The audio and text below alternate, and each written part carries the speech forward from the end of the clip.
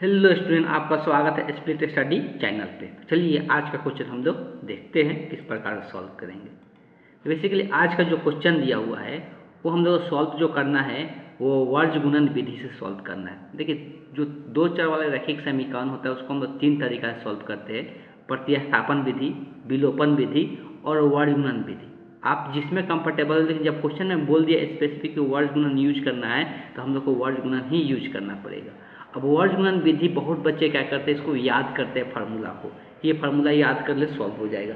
लेकिन दिक्कत क्या आता है कि फार्मूला इतना बड़ा है कि बच्चे हो सकता है कि गलती करने का मोस्ट चांसेस आता है कि फार्मूला लिखने में क्या करे, गलती करते। तो लिखने का तरीका क्या होता है वो आप अगर ध्यान में रखते हैं तो फिर आपको फार्मूला याद रखने की जरूरत नहीं पड़ता है। तो सबसे पहले हम यही समझाएंगे।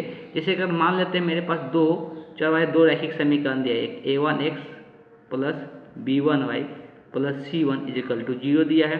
दूसरा जो है a2x plus b2y plus c2 is equal to 0। सबसे पहले इस फॉर्म पे होना चाहिए। अब पहले क्या किया जाता है, पहले y वाला गुणांक को लिखा जाता है यहाँ पे, b1 b2 सॉल्व करने का तरीका बताया जा रहा है। फिर c1 फिर c2, फिर यहाँ पे तो c1 के बाद क्या आएगा a1 a2, और फिर रिपीट करना है b1 b2 का, मतलब b1 b2 दो बार रिपीट करेगा। बस इतना बात ध्यान में रखना है। अब इसको करना क्या रहता है कि इसमें इससे गुना होता है, पहले ये वाला इधर वाला गुना होता है, ठीक, फिर इसमें इससे गुना होता है। वैसी प्रकार से इसमें इससे गुना होगा, इसमें इससे गुना होगा।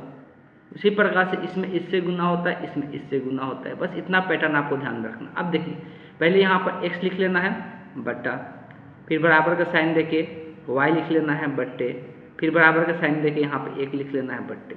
अब ये बट्टा में क्या लिखा जाता है, तो देखिए पहले ये गुना होता है, ये तिरछा तिरछी, पहले ये दोनों का, ऐसा नहीं है पहले इसको गुना कर दे, पहले इसको गुना करना है b1 में c1 से, तो यहाँ पे लिखाएगा b1 c2 है तो c2 लिखाएगा।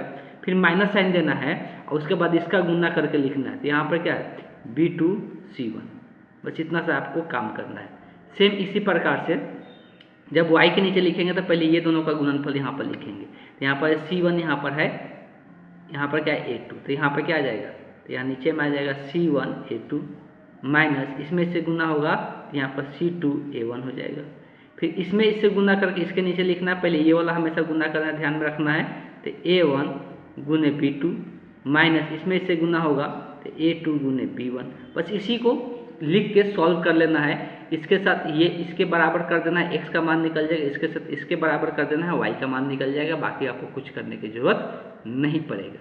क्लियर है। अब चलिए इसको हम समीकरण से डायरेक्ट लिखेंगे। समीकरण से डायरेक्ट किस प्रकार से लिखेंगे, पहले तो समीकरण को इस रूप में जरूर लिख ले। पहले ये a1 b1 c1 और a2 b2 c2 का मान आपको समीकरण से लिखने आना चाहिए। दो समीकरण मेरे पास दिया हुआ है, ध्यान समझिएगा। यहाँ से a1 का मान जो x के आगे होता है वो a1 होता है तो 8 हो गया, b1 का मान जो y के आगे होता है वो तो 5 हो गया, c1 का मान, तो c1 का मान देखिए ये अचर वाला पद होता है, लेकिन बराबर को उस तरफ लिखा हुआ है तो 9 है, और जब बराबर के इस तरफ आएगा तो क्या आ जाएगा -9 आ जाएगा, तो c1 का मान कितना होगा -9 होगा। उसी प्रकार से दूसरा समीकरण से लिखेंगे। यहाँ पर देख सकते हैं a2 का मान, तो यहाँ पर a2 का मान कितना है 3 है। यहाँ से देखेंगे y के आगे जो है वो b2 का मान होगा, तो b2 का मान कितना है 2 है। और यहाँ से अचर पद देखेंगे तो यहाँ पर ये c2, तो यहाँ पर बराबर की ये उस तरफ लिखा हुआ, इस तरफ लिखाएगा तो -4 लिखाएगा। तो ये जरूर ध्यान में रख के बराबर का जब उस तरफ लिखा रहेगा तो इसको बराबर के इस तरफ ला के लिख लेना है।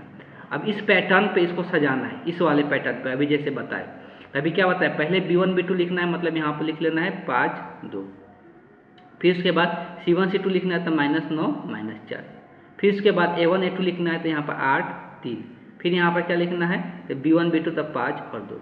अब इसी को ध्यान में रखना है कि इसको ऐसे गुना करना है पहले, फिर ऐसे गुना करना है, फिर इसके ऐसे गुना करना है, फिर ऐसे गुना करना है, फिर इसको ऐसे गुना करना है, फिर इसको ऐसे गुना करना है।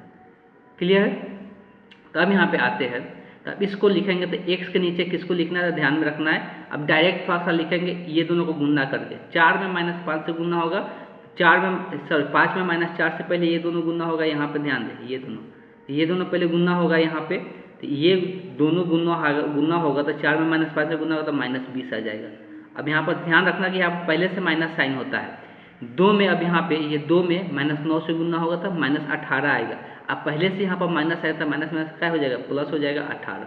ये प्लस माइनस साइन के चलते बहुत लोग गलती करते हैं, इसलिए ध्यान में आपको रखना होगा। यहाँ पे आ जाते हैं तो पहले ये -9 का 3 का गुना होगा, तो -9 और 3 का गुना होगा -27 हो जाएगा। फिर माइनस यहाँ पे -4 का 8 के साथ गुना होगा तो 8 चौका 32, तो माइनस में आएगा इसलिए माइनस साइन है, तो माइनस में आएगा तो माइनस में फिर यहाँ पर क्या हो जाएगा प्लस हो जाएगा 32 बराबर यहाँ पे ऊपर में क्या होगा 1 होगा। अब यहाँ पे 8 में 2 से गुना होगा तो 8 गुना के 16, फिर माइनस 3 में, ये 3 में 5 से गुना होगा तो 3 पचे 15, यहाँ पर 3 पचे कितना हो जाएगा 15। अब यहाँ पर क्या आ जाएगा x बटे, यहाँ पर देख सकते हैं -20 और +18, तो -20 और +18 कितना हो जाएगा -2 बराबर यहाँ पर y बटे -27 और प्लस में 32, तो कितना बचेगा, अभी से 5 बचेगा और यहाँ से 16 में से 15 घटेगा 1 बचेगा। क्लियर है। अब इसको सॉल्व करने के लिए इसके साथ इसको ले लेंगे तो x का मान निकल जाएगा, इसके साथ ये सब एक दूसरे के बराबर है ना, इसके साथ इसको ले लेंगे तो y का मान निकल जाएगा। अब इसको कहीं पर भी सॉल्व कर सकते हैं, बहुत छोटा सा रह गया है तो अगला नेक्स्ट स्लाइड भी ले सकती है, यहाँ पर भी सॉल्व कर सकते हैं। तो चलिए हम नेक्स्ट स्लाइड ही ले लेते हैं। तो यहाँ पे पहला था x बटे -2 y बटे 5 था, यहाँ पर 1 बटे 1 आया था तो 1 बटे यहाँ पर 1 लिख दिए। पहले इसको इसके साथ लेते हैं तो क्या लिखाएगा x बाई -2 बराबर 1 बटे 1 या और दूसरा यहाँ पे क्या लिख सकते हो y बटे 5 बराबर 1 बटे 1। यहाँ पे तिर्यक गुना कर सकते हैं, डायरेक्ट बता सकते हैं ना कि x में 1 से गुना होगा x, इधर लिख देते हैं -2 में 1 से गुना होगा तब -2, तो x का मान क्या निकल के आ गया -2 निकल के आ गया। और अगर बात करते हैं y का तो यहाँ से भी कर सकते हैं, y का 1 के साथ गुना होगा y हो जाएगा, क्रॉस मल्टीप्लिकेशन करते हैं तो 1 का गुना करके इधर लिखते हैं, 1 बराबर को उस तरफ लिखते हैं, तो 5 में 1 से गुना होगा तब 5 हो जाएगा, तो यहाँ पर y का मान कितना आ गया 5 आ गया। तो इस तरह से x और y का मान निकल गया। और ये कौन सा विधि था, तो वर्ज गुणन विधि था। आई थिंक आपको जरूर समझ में आया होगा। ये बहुत आसान भी विधि है सॉल्व करने का x और y का मान, और ये सबसे आसान हमको लगता है इससे सॉल्व करना, लेकिन ये बच्चे को याद जल्दी नहीं रहता, इसलिए जल्दी जल्दी इसको अप्लाई नहीं करते हैं। चलिए, तो आई थिंक आपको जरूर समझ में आएगा। फिर भी किसी प्रकार का डाउट रह जाता है तो आप जरूर कमेंट बॉक्स में लिखिएगा और नए क्वेश्चन के लिए मेरे व्हाट्सएप नंबर पर संपर्क कर सकते हैं। Thank you.